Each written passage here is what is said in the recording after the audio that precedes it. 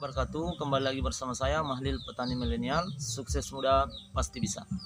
Ya, di sela-sela kesibukan saya ingin menyempatkan membuat sebuah konten kepada teman-teman. Saya ingin memperlihatkan perawatan bibit kakao sambung pucuk yang sudah berumur siap dijual. Ya, saya akan memperlihatkan kepada teman-teman bahwa ada beberapa perawatan bibit kakao yang harus kita perhatikan. Ya, ikuti kegiatannya sampai selesai. Oke, jadi yang saya maksud tadi yang akan kita lakukan perawatan itu yaitu ini ya. Ini bibit yang sudah siap untuk dijual ke konsumen ya. Sebenarnya di dalam pembibitan banyak, hanya saya ingin memperlihatkan kepada teman-teman bahwa ada beberapa perawatan bibit yang harus kita perhatikan agar bibit kakao sambung pucuk kita tidak rusak atau tidak mati hanya gara-gara faktor tidak dilakukan perawatan khusus ya, yaitu ini ya. Saya angkat bibitnya ini. Nah, yang saya maksud yang ini. Jadi bibit kalau ini lambat kita lakukan pelepasan pengikat ini pada sambung pucuk ya, itu akan mengakibatkan bibit kakao akan terikat keras atau kencang oleh tali ini, dan akan mengakibatkan nanti ini batangnya ini bisa putus. Ini kalau lama lambat dibuka. Nah, ini sudah agak lambat sedikit, makanya kita akan segera lakukan pembukaan atau pengirisan pengikat pada bibit kakao sambung pucuk. Caranya simple sekali ya, cukup kita iris saja. Siapkan pisau yang agak tajam ya, kita iris pelan-pelan, kemudian dengan sendirinya akan terbuka.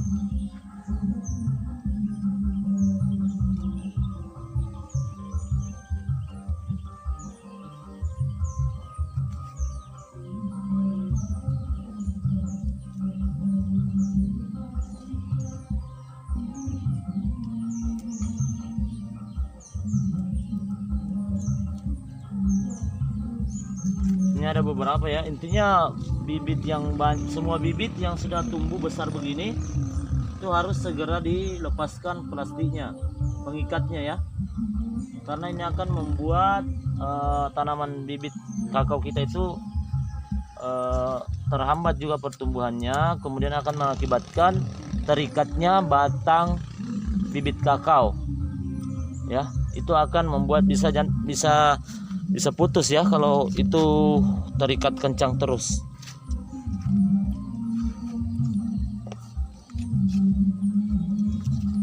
Jadi sebisa mungkin kita lakukan pembukaan secepat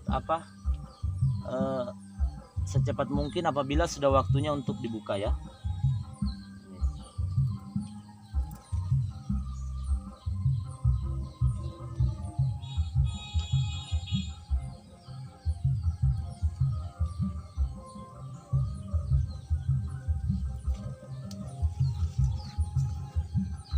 Ya, itu ya sekilas saya perlihatkan ke teman-teman bahwa itu juga salah satu perawatan bibit kakao yang tidak boleh kita lupakan, karena itu sangat penting.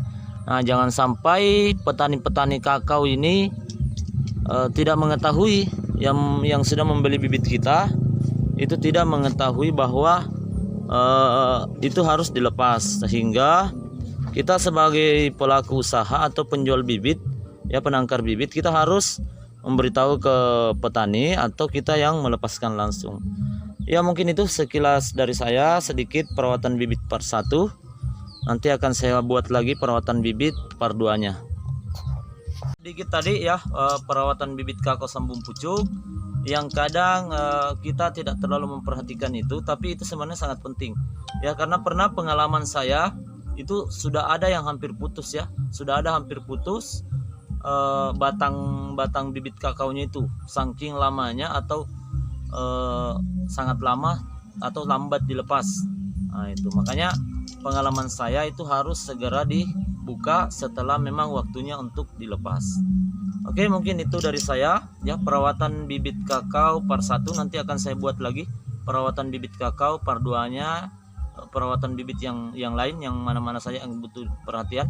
Ya, mungkin itu dari saya akhiri. Wassalamualaikum warahmatullahi wabarakatuh.